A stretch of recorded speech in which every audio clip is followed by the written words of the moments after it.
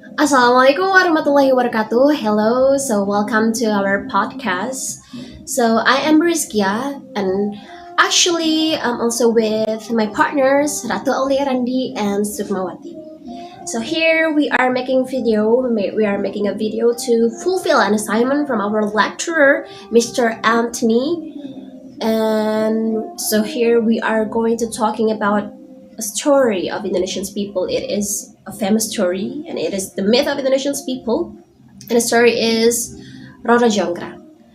Okay, so here actually we got 9 questions from Mr. Anthony, and I'm gonna answer the first until the third questions, and the next questions will be answered by my partners. So let's go to the questions. The first question is, please retell the story for about 2 until 3 minutes. Okay, so the story states that Boko Kingdom invaded Banging, and in order to defeat the invader, Prabu Damar Moyo, Banging King, sent his son Bandung Bondowoso to fight Prabu Boko. After a furious battle, Prabu Boko is killed by the prince's supernatural powers. His assistant, the giant Patigupolo, lead his armies away from the battlefield in defeat. Returning to Boko Place, Patigupolo told Princess Rara Jonggrang of the death of her father. The princess was heartbroken, but before she could recover from her grief, the Peking army besieged and captured the place. Prince Bandung Bondowoso was mesmerized by the beauty of the mourning princess and proposed marriage, but his offer is swiftly rejected. Bandung Bondowoso insists on the union, and finally Rara Jonggrang agreed on 2 impossible conditions. The first, Prince must build a well named Jatuwanda, and the second, he must construct 1,000 temples in only one night. The love-struck prince agreed and immediately started work on the well. Using his supernatural powers once again, the prince swiftly finished construction and proudly displayed his work for the princess. As a trick, she urged him to enter the well, and then he did so. But Gupolo piled stone into it and buried him alive. With great effort, Bandung Bondowoso escaped, but his love for the princess is so strong that he forgave her the attempt on his life. To fulfill the second condition, the prince entered into meditation and conjured up a multitude of demon spirits from the earth. With their helps, he built the first 999 temples and started work on the final one. To thwart his efforts, the princess and her maids light a fire in the east and began pounding rice, a traditional dawn activity fooled into thinking the sun is about to rise. And the spirits flee back into the earth, leaving the last temple unfinished. The prince is furious when he learned of this deception, and placed a curse on Rara Jonggrang, which turns her into a stone statue. In this way, she herself became a feature of the final temple, completing its construction and fulfilling the conditions for their marriage. So that was the story of Roro Jonggrang. And the next question is, what is the purpose delivered by the author? So based on the story that I was told you guys, we could know that the author want to deliver a message to us, and the message or the purpose that the author wants to send us is we have to keeping our promises, and also we cannot cheating to someone as what Roro Jonggrang did. And so we're going to the third question. What kinds of words mostly appear in the story? Please give examples. So as we know that that was a narrative text. Roro Jonggrang is a narrative text. So it used past two because it used simple past tense. And the example of verb to in this story is entered, started, conjured, learned, rose, began, was, told, and also yet, etc. And so that was all that were the answers by me. So, and the next questions and answer will be answered by Ratu Aulirandi. So, Ratu, the time is yours. Okay, thank you so much for Rizkia. Now my name is Ratu Aulirandi. I'm going to answer the next questions. Questions number 4 until questions number 6. Okay, so the first question is the number 4. What kinds of adjectives mostly appear in the story? And please give examples. The answer is possessive adjectives. A possessive adjective is an adjective that modifies a noun by identifying who has ownership or possession of it. For example, in a sentence, Prabu Damar Moyo sent his son Bandung Bondowoso to fight Prabu Boko. The word his son is a possessive adjective that indicates Bandung Bondowoso is son of Prabu Damar Moyo. And the other example, in the sentence, returning to Boko Palace, Patih Kupolo told Princess Rara Jonggrang about the death of her father. The word her father here is a possessive adjective that means Rara Jonggrang's father. And the last example, in the sentence, to thwart his efforts, the princess and her maid light a fire in the east and begin pounding rice, a traditional dawn activity. The word his efforts refers to Bandung Bondowoso. Meanwhile, the word her maids refers to Rara Jonggrang. Okay, so now the next question, question number 5. What kinds of adverbs mostly appear in the story? And please give examples. The answer is adverb of manner. Adverb of manner is an adverb that describes how and in what way an action denoted by a verb is carried out. To make adverbs of manner, we usually add ly to the adjective. For example, the love-struck prince agreed and immediately started work on a well. Using his supernatural powers once again, the prince swiftly finished construction and proudly displays his work for the princess. And the next question is question number 6. What kinds of tenses mostly appear in a story? And please give examples. The answer is simple past tense. The simple past tense is the basic form of past tense in English. The time of the action can be in the recent past or the distant past. For example, Prambanan is known as the legendary love story between Roro Jonggrang, the princess of Boko Kingdom, and Bandung Bondowoso, the prince of Pengging Kingdom. The word noun here is a simple past tense. And the other example is Prince Bandung Bondowoso is mesmerized by the beauty of the mourning princess and proposed marriage, but his offer is swiftly rejected. And the word mesmerized and rejected is simple past tense. And the last example, the temples that built by Bandung Bondowoso are now called Sewu Temple or Seribu Candi. And the word built here is a form of simple tense. Okay, that's all from me, and the next question will be answered by Sukma. So for Sukma, time is yours. Okay, thank you Ratu for your opinion and nice answer. So, hello guys, my name is Sukmawati. I'm the next speaker, and in this podcast, I would like to answer the question from number 7 until number 9. So the first question for me is when we compare the number of imperative sentences, question sentences, and statement sentences, which one mostly appeared and which one less? Please give the examples. So, in my opinion, definitely statement sentences is the most appeared in this text.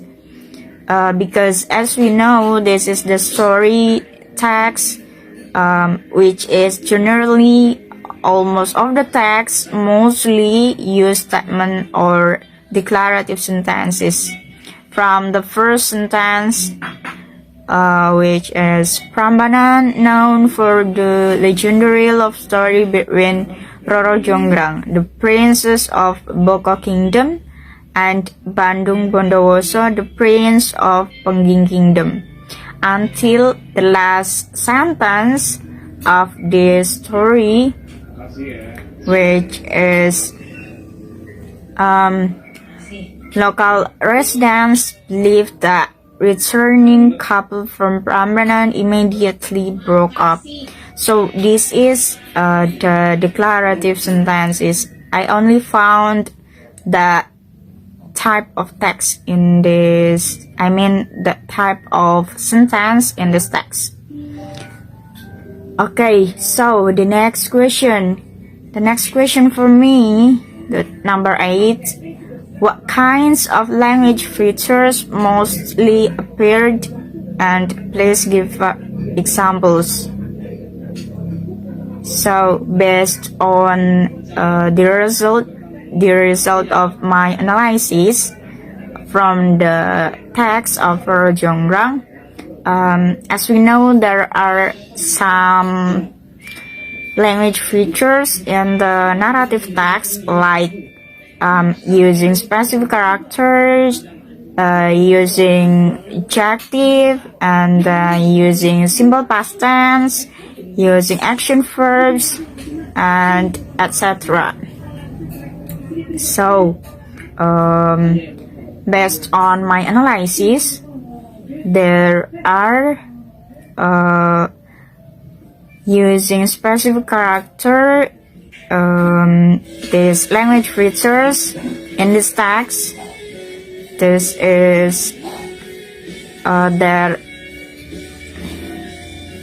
there are the specific character like Roro Jonggrang. I found 8 in this text, and then Bandung Bondowoso, and then Prambanan. Like for example, according to the tale, Roro Jonggrang remained the northern chamber of the Prambanan temple. So in this text, we found that this text using specific character. There is Roro Jonggrang, Bandung Bondowoso, and Prambanan. And then next, the use of the adjective to clarify the noun. So totally I found some adjective. For the example, in the sentence, with great effort, Bandung Bondowoso escapes, but his love for the princess is so strong that he forgives her the attempt of his life.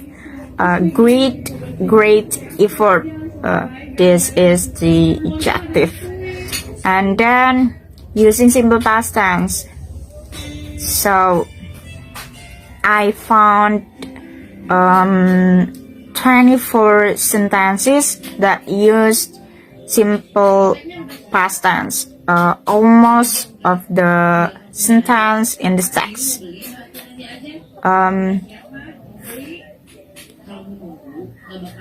For the example, like Prambanan, known for the legendary love story between Roro Jonggrang, the princess of Boko Kingdom, and Bandung Bondowoso, the prince of Pengging Kingdom. This is the first sentence, and this is the use past simple tense or simple past tense. And then this text also use action verb, the verbs that show an activity. like for instance sent, kemudian and then entered, and then etc.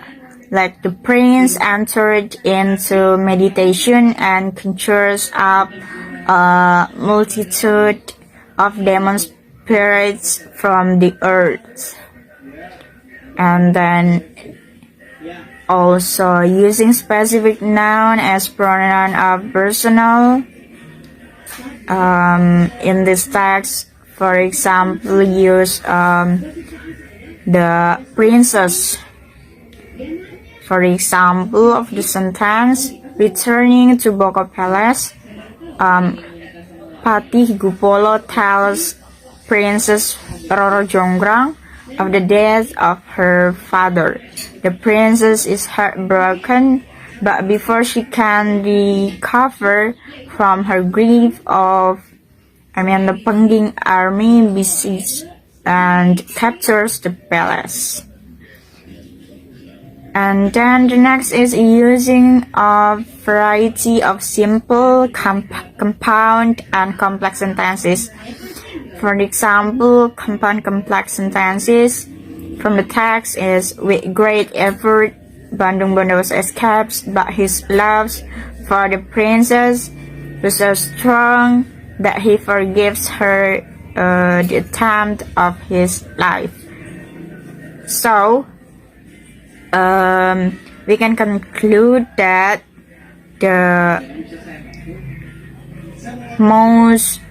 most apparent of language features from the text is the use of simple past tense in the sentences. I found 24 sentences that use simple past tense in this text. Okay, so the next question. This is the last question. According to you, what are the messages in the story and what things can influence the readers or audiences? So, after read the text about Roro Jonggrang, there are many the moral of the story or the message in the story, and things can influence the readers of audiences. For instance, we have to appreciate what someone do to you and never ever lie to them. Don't be like Roro Jonggrang that didn't appreciate Bandung Bondowoso did to her and lie to him. And then don't be cruel because nobody will like you, and don't give false promises. So from the story, the moral message that can be learned is not to be a cruel person like Bandung Bondowoso because others will not like him, and don't give false promises like Roro Jonggrang, who was willing to marry Bandung Bondowoso when he wasn't, because it could have bad consequences. Also, don't cheat, don't ever cheat, because it will do harm to themselves. And think about other people's feelings. Do not do things we like, wherever, and not care other people's feelings. And do not like to break promises if you do not want to be exposed to yourself, like Roro Jonggrang, who promised to marry Bandung Bondowoso, but in the end he broke his promise and was cursed to be stoned by Bandung Bondowoso. So I hope the story can have many things to learn from you, from the readers. I think that's all from me. Thank you.